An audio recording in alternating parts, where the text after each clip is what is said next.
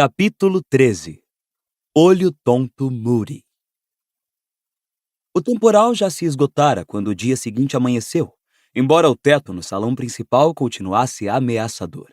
Pesadas nuvens cinza-chumbo se espiralavam no alto quando Harry, Ron e Hermione examinaram seus novos horários ao café da manhã. A poucas cadeiras de distância, Fred, George e Lino Jordan discutiam métodos mágicos de se tornarem velhos e, com esse truque, participar do torneio tribruxo. Hoje não é ruim.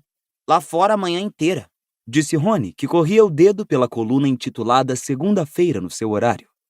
Herbologia com a lufa-lufa e trato das criaturas mágicas. Droga. Continuamos com a Sonserina. 2 tempos de adivinhação hoje à tarde, gemeu Harry, baixando os olhos.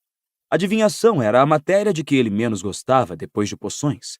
A professora Sibylla Trelawney não parava de predizer a morte de Harry, coisa que ele achava muitíssimo aborrecida. Você devia ter desistido como eu fiz, não é? Disse Hermione decidida, passando manteiga na torrada. Então poderia fazer alguma coisa sensata, como aritmancia. Você voltou a comer, pelo que estou vendo. Comentou Rony, observando Hermione acrescentar generosas quantidades de geleia à torrada amanteigada. Já resolvi que há maneiras melhores de marcar posição no caso dos direitos dos elfos. Disse Hermione com altivez. É, e pelo visto está com fome. Disse Rony, sorrindo. Houve um repentino rumorejo acima deles, e 100 corujas entraram pelas janelas abertas, trazendo o correio da manhã. Instintivamente, Harry olhou para o alto, mas não viu nada branco na mancha compacta de castanhos e cinza. As corujas circularam sobre as mesas, procurando as pessoas a quem as cartas e pacotes eram endereçados. Uma corujona âmbar desceu até Neville Longbottom e depositou um embrulho em seu colo. O garoto quase sempre se esquecia de guardar na mala alguma coisa. Do outro lado do salão, a coruja de Draco Malfoy pousara no ombro dele, trazendo sua habitual remessa de doces e bolos de casa. Tentando ignorar a profunda sensação de desapontamento no meio do estômago, Harry voltou sua atenção para o mingau de aveia. Será que alguma coisa tinha acontecido a Edwiges e Sirius sequer receber a sua carta? Sua preocupação se prolongou por todo o caminho pela horta enlameada até chegarem à estufa número 3. Mas ali ele se distraiu com a professora Sprout, que mostrava à turma as plantas mais feias que Harry já vira. De fato, elas se pareciam mais com enormes lesmas gordas e pretas que brotavam verticalmente do solo do que com plantas. Cada uma delas se contorcia ligeiramente e tinha vários inchaços brilhantes no corpo que pareciam cheios de líquido. Ubotúberas! Disse a professora Sprout brevemente. Precisam ser espremidas. Recolhe-se o pus. O quê? Exclamou Simas Finnegan, expressando sua repugnância. Pus, Finnegan. Respondeu a professora. E é extremamente precioso, por isso não o desperdice. Recolhe-se o pus, como eu ia dizendo, nessas garrafas. Usem as luvas de couro de dragão. Podem acontecer reações engraçadas na pele quando o pus das bubotúberas não está diluído. Espremer as bubotúberas era nojento, mas dava um estranho prazer. À medida que estouravam cada tumor, saía dele uma grande quantidade de líquido verde amarelado, que cheirava fortemente a gasolina. Os alunos o recolheram em garrafas, conforme a professora orientara, e no fim da aula haviam obtido vários litros. Isto vai deixar Madame Pomfrey feliz, disse a professora Sprout, arrolhando a última garrafa. Um remédio excelente para as formas mais renitentes de acne, o pus de bubotúberas. Pode fazer os alunos pararem de recorrer a medidas desesperadas para se livrarem das espinhas. Como a coitada da Heloísa Midgen, disse Anna Abbott, aluna da Lufa-Lufa, em voz baixa. Ela tentou acabar com as dela lançando um feitiço. Que menina tola! Disse a professora, balançando a cabeça. Mas no fim, Madame Pomfrey fez o nariz dela voltar à forma anterior. Uma sineta ressonante sinalizou o fim da aula e a turma se separou. Os da Lufa-Lufa subiram a escada de pedra rumo à aula de transfiguração e os da Grifinória tomaram outro rumo, descendo o jardim em direção à pequena cabana de madeira de Hagrid, que ficava na orla da Floresta Proibida. Hagrid estava parado à frente da cabana, uma das mãos na coleira do seu enorme cão de caçar javalis, Canino. Havia vários caixotes abertos no chão a seus pés, e Canino choramingava e retesava a coleira, aparentemente tentando investigar o conteúdo dos caixotes mais de perto. Quando os garotos se aproximaram, um estranho som de chocalho chegou aos seus ouvidos, pontuado aparentemente por pequenas explosões. Dia! Cumprimentou Hagrid, sorrindo para Harry, Rony e Hermione. Melhor esperar pelos alunos da Sonserina. Eles não vão querer perder isso. Explosivins. Como é? Perguntou Rony. Hagrid apontou para os caixotes. Arre! Exclamou Lila Brown num gritinho agudo, saltando para trás. Arre praticamente resumia o que eram os explosivins, na opinião de Harry.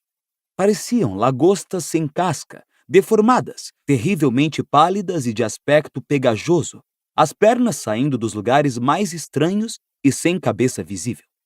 Havia uns 100 deles em cada caixote, cada um com uns 15 centímetros de comprimento, rastejando uns sobre os outros, batendo às cegas contra as paredes das caixas. Desprendiam um cheiro forte de peixe podre. De vez em quando, soltavam faíscas da cauda e, com um leve pum, se deslocavam alguns centímetros à frente. Acabaram de sair da casca. Informou Hagrid orgulhoso. Por isso vocês vão poder criar os bichinhos pessoalmente. Achei que podíamos fazer uma pesquisa sobre eles. E por que nós iríamos querer criar esses bichos? Perguntou uma voz fria. Os alunos da Sonserina haviam chegado. Quem falava era Draco Malfoy. Crabbe e Goyle davam risadinhas de prazer ao ouvir suas palavras. Hagrid pareceu embatucar com a pergunta. Quero dizer, o que é que eles fazem? Perguntou Malfoy. Para que servem? Hagrid abriu a boca, aparentemente fazendo um esforço para responder. Houve uma pausa de alguns segundos. Depois ele disse com aspereza. Isto é na próxima aula, Malfoy. Hoje você só vai alimentar os bichos.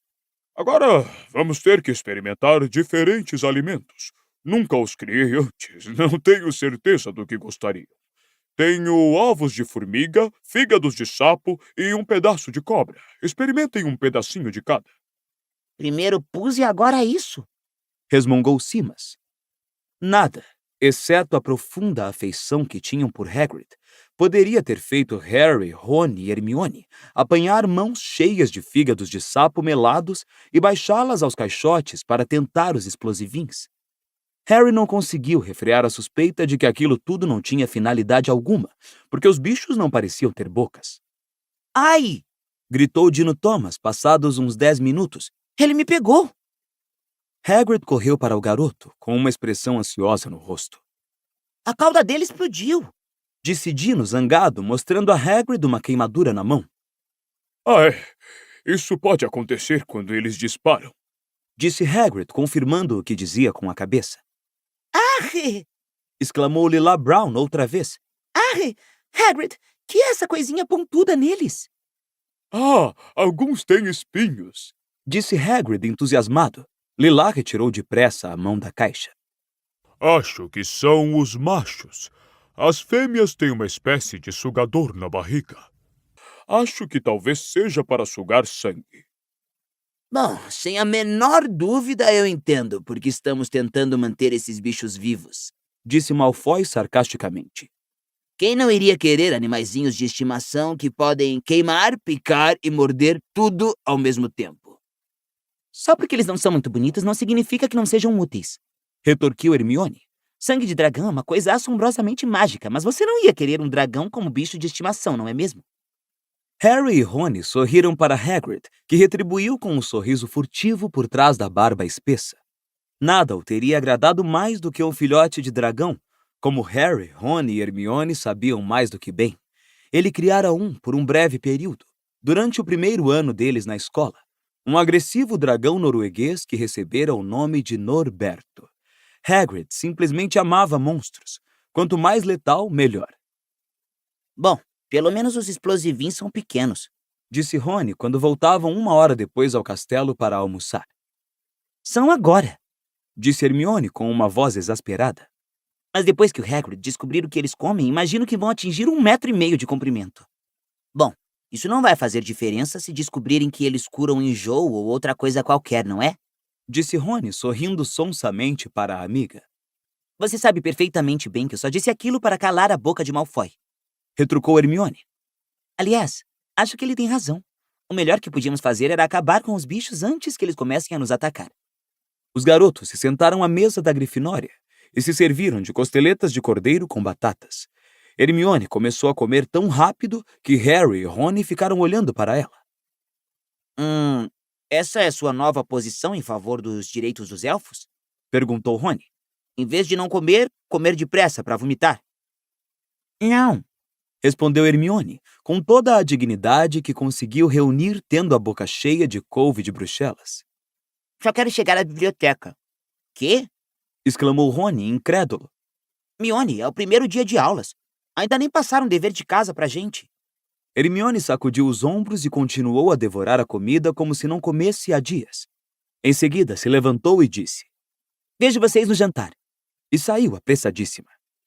Quando a sineta tocou para anunciar o início das aulas da tarde, Harry e Rony se dirigiram à Torre Norte, onde no alto de uma estreita escada em caracol, uma escada de mão prateada levava a um alçapão no teto e a sala em que morava a professora Sibylla Trelawney. O já conhecido perfume doce que saía da lareira veio ao encontro das narinas dos garotos quando eles chegaram ao topo da escada. Como sempre, as cortinas estavam fechadas e a sala circular, banhada por uma fraca luz avermelhada, projetada por várias lâmpadas cobertas por lenços e chales. Harry e Rony caminharam entre as cadeiras e puffs forrados de chintz, já ocupados, e se sentaram à mesma mesinha redonda. Bom dia! Disse a etérea voz da professora às costas de Harry, causando-lhe um sobressalto. Uma mulher magra com enormes óculos que faziam seus olhos parecerem demasiado grandes para o rosto. A professora mirava Harry com a expressão trágica que fazia sempre que o via. Os numerosos colares e pulseiras habituais faiscavam em seu corpo as chamas da lareira. Você está preocupado, meu querido? Disse ela tristemente a Harry. Minha visão interior transpõe o seu rosto corajoso e chega dentro de sua alma perturbada. E lamento dizer que suas preocupações têm fundamento. Vejo tempos difíceis em seu futuro. Ai de você, dificílimos. Receio que a coisa que você teme realmente venha a acontecer. E talvez mais cedo do que pensa. Sua voz foi baixando até virar quase um sussurro. Rony revirou os olhos para Harry, que lhe retribuiu com um olhar impassível. A professora Sibylla deixou os garotos com um movimento ondulante e se sentou na grande bergère diante da lareira, de frente para a turma. Lila Brown e Parvati Patil, que a admiravam profundamente, estavam sentadas em puffs muito próximos à professora.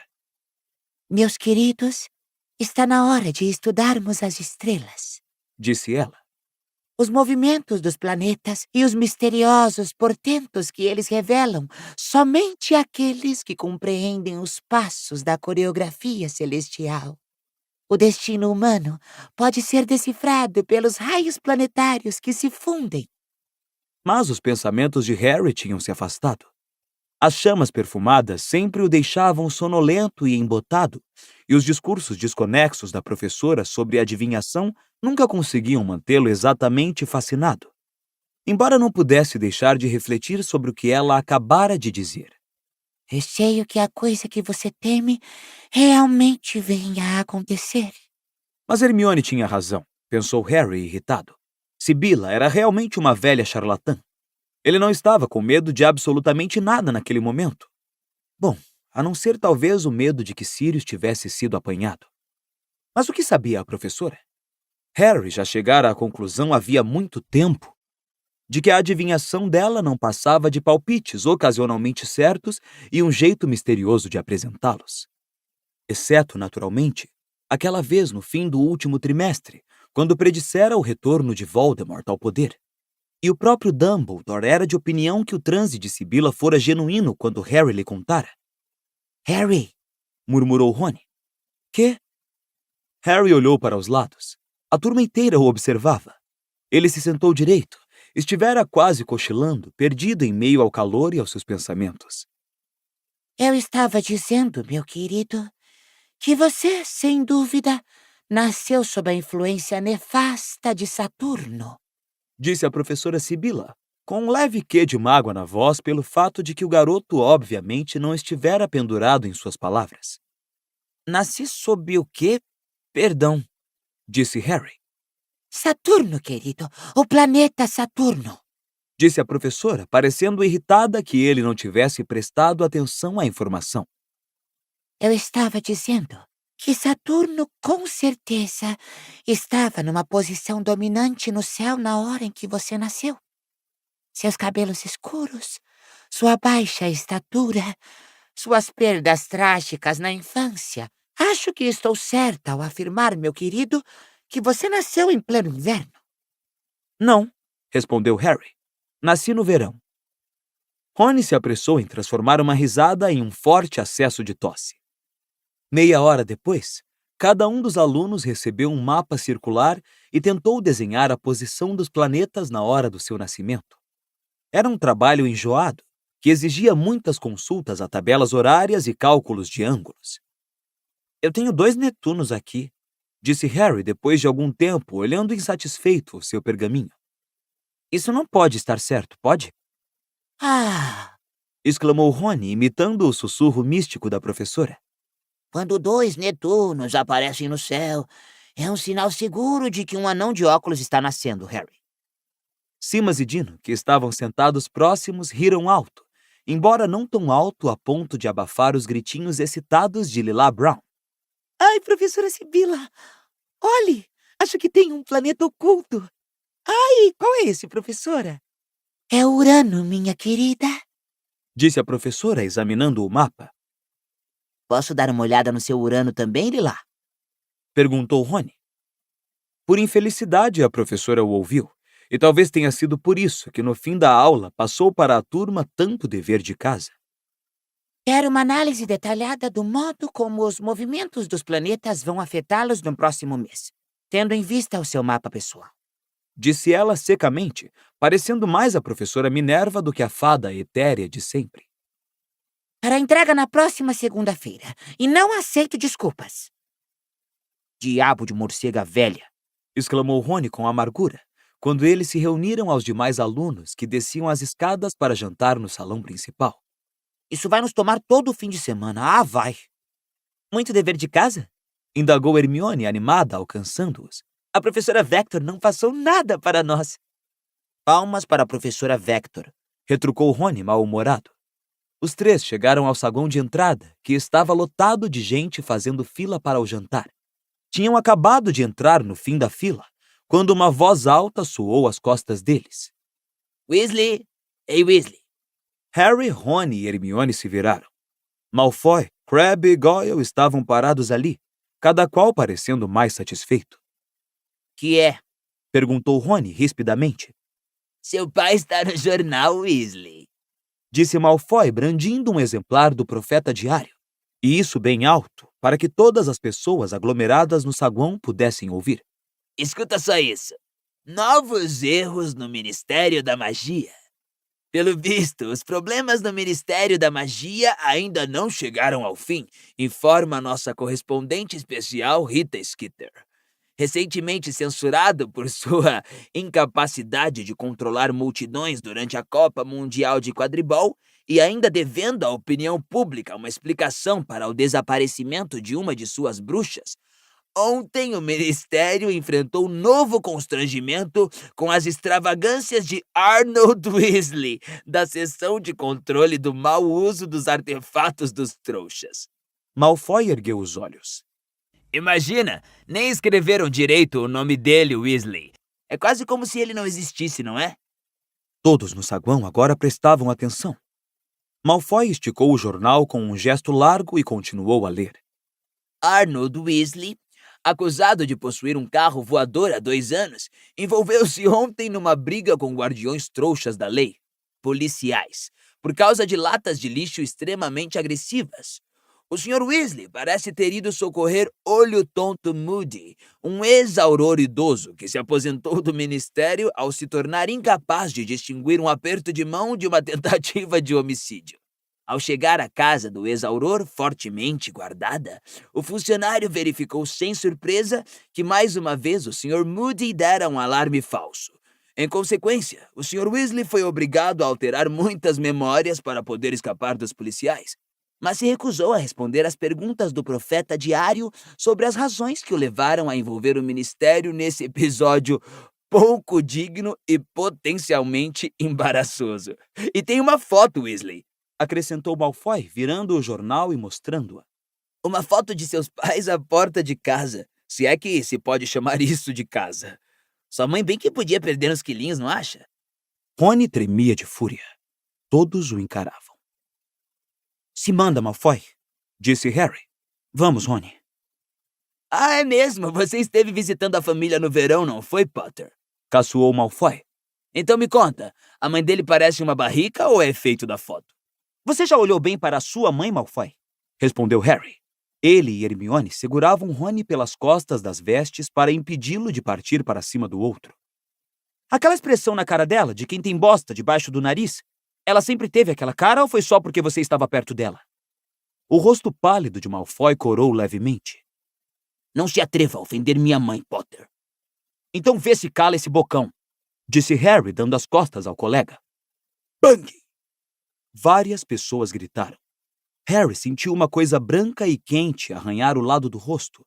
Mergulhou a mão nas vestes para apanhar a varinha, mas antes que chegasse sequer a tocá-la, ouviu um segundo estampido e um berro que ecoou pelo saguão de entrada. Ah, não vai não, garoto. Harry se virou. O professor Moody descia mancando a escadaria de mármore. Tinha a varinha na mão e apontava diretamente para uma doninha muito alva que tremia no piso de lajotas, exatamente no lugar em que Malfoy estivera. Fez-se um silêncio aterrorizado no saguão. Ninguém, exceto Moody, mexia um só músculo. Ele se virou para olhar Harry. Pelo menos o olho normal estava olhando para Harry. O outro estava apontado para dentro da cabeça. Ele o mordeu? Rosnou o professor. Sua voz era baixa e áspera. Não, respondeu Harry. Por pouco. Deixe-o! Berrou Moody. Deixe o quê? Perguntou Harry, espantado. Não você, ele. Vociferou Moody, apontando o polegar por cima do ombro para Crabbe, que acabara de congelar em meio a um gesto para recolher a doninha branca. Parecia que o olho giratório de Moody era mágico e enxergava através da nuca do professor. Moody começou a mancar em direção a Crabbe, Goyle e a doninha, que soltou um guincho aterrorizado e fugiu em direção às masmorras. Acho que não. Rugiu Moody, tornando a apontar a varinha para a doninha. Ela subiu uns 3 metros no ar, caiu com um baque úmido no chão e quicou de novo para cima. Não gosto de gente que ataca um adversário pelas costas. Rosnou Moody enquanto a doninha quicava cada vez mais alto, guinchando de dor. Um ato nojento, covarde, reles. A doninha voava pelo ar. As pernas e a cauda sacudiam descontroladas. Nunca mais torne a fazer isso. Continuou o professor, destacando cada palavra para a doninha que batia no piso de pedra e tornava a subir. Professor Moody! Chamou uma voz chocada. A professora Minerva vinha descendo a escadaria com os braços carregados de livros. Olá, professora McGonagall. Cumprimentou Moody calmamente, fazendo a doninha quicar ainda mais alto. Que é que o senhor está fazendo? Perguntou a professora, seguindo com o olhar a subida da doninha no ar. Ensinando. Respondeu ele. Ensina... Moody! Isso é um aluno! Gritou a professora, os livros despencando dos seus braços. É. Não! Exclamou ela, descendo a escada correndo e puxando a própria varinha. Um momento depois, com um estampido, Draco Malfoy reapareceu, caído e embolado no chão, os cabelos lisos e louros sobre o rosto agora muito vermelho. Ele se levantou, fazendo uma careta. Moody, nunca usamos transformação em castigos, disse a professora com a voz fraca. Certamente o professor Dumbledore deve ter lhe dito isso. É, talvez ele tenha mencionado. Respondeu Moody, coçando o queixo displicentemente. Mas achei que um bom choque. Damos detenções, Moody. Ou falamos com o diretor da casa do faltoso. Vou fazer isso então. Disse Moody, encarando Malfoy com intenso desagrado. O garoto, cujos olhos claros ainda lacrimejavam de dor e humilhação, ergueu o rosto maldosamente para Moody e murmurou alguma coisa em que se distinguiam as palavras meu pai. Ah, é? Disse Moody em voz baixa, aproximando-se alguns passos, a pancada surda de sua perna de pau ecoando pelo saguão. Bom, conheço seu pai de outras eras, moleque. Diga a ele que Moody está de olho no filho dele. Diga-lhe isso por mim. Agora, imagino que o diretor de sua casa seja o Snape, não? É, Respondeu Malfoy, cheio de rancor. Outro velho amigo. Rosnou Moody. Estou querendo mesmo conversar com o velho Snape. Vamos, seu... E segurando o garoto pelo antebraço, saiu com ele em direção às masmorras. A professora Minerva acompanhou-os com um olhar ansioso por alguns momentos.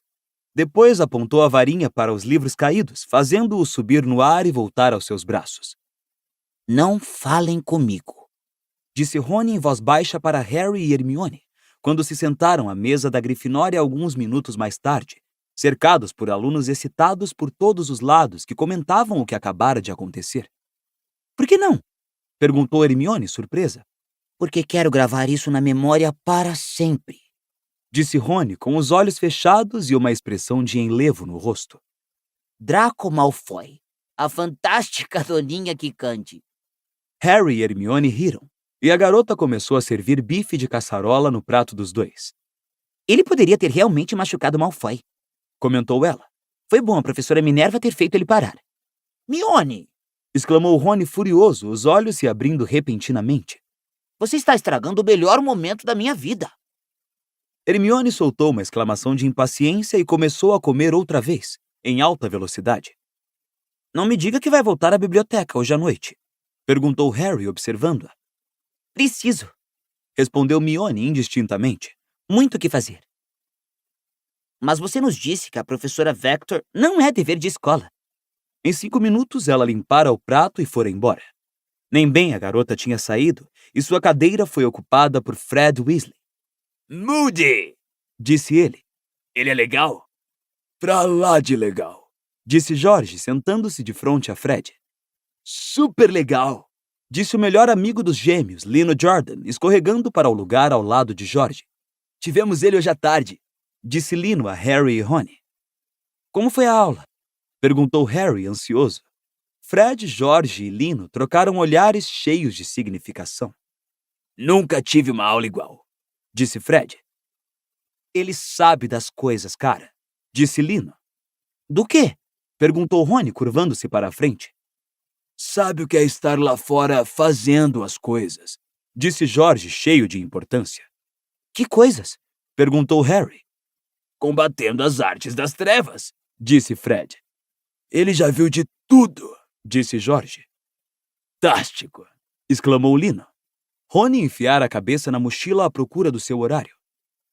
Não vamos ter aula com ele até quinta-feira, Disse, desapontado.